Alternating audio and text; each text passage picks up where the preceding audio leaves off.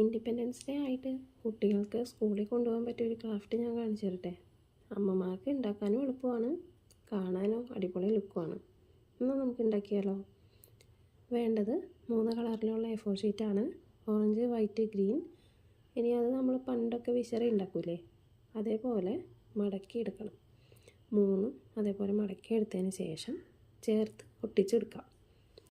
ഇതൊക്കെ ഉണ്ടാക്കുമ്പോഴേ ഞാൻ എന്തൊട്ട് ആലോചിച്ചെന്നറിയാമോ? ഞാൻ പണ്ട് PSC പഠിക്കാൻ പോയായിരുന്നു കുറച്ച് കാലം.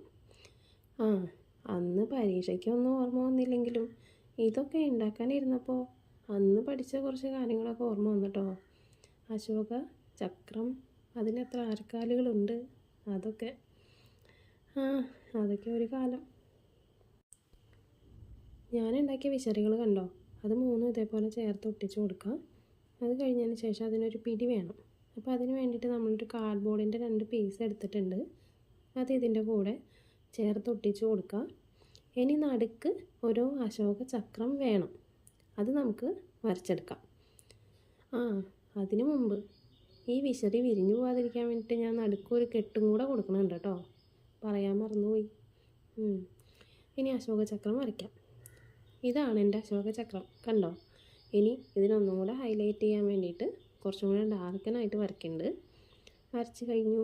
ക്യൂട്ടായിട്ടില്ലേ? രസമല്ലേ? ഇനി നടുക്ക് അങ്ങോട്ട് ഒട്ടിച്ച് കൊടുക്കുക. ഇത്രയേ ഉള്ളൂ. ഇതിങ്ങനെ വലിച്ചു കഴിഞ്ഞാൽ വിരിഞ്ഞു വരും കേട്ടോ. കണ്ടാ? അപ്പോൾ എല്ലാവർക്കും വീണ്ടും സ്വാതന്ത്ര്യ ദിനാശംസകൾ. എല്ലാവരും സബ്സ്ക്രൈബ് ചെയ്യുക, സപ്പോർട്ട് ചെയ്യുക.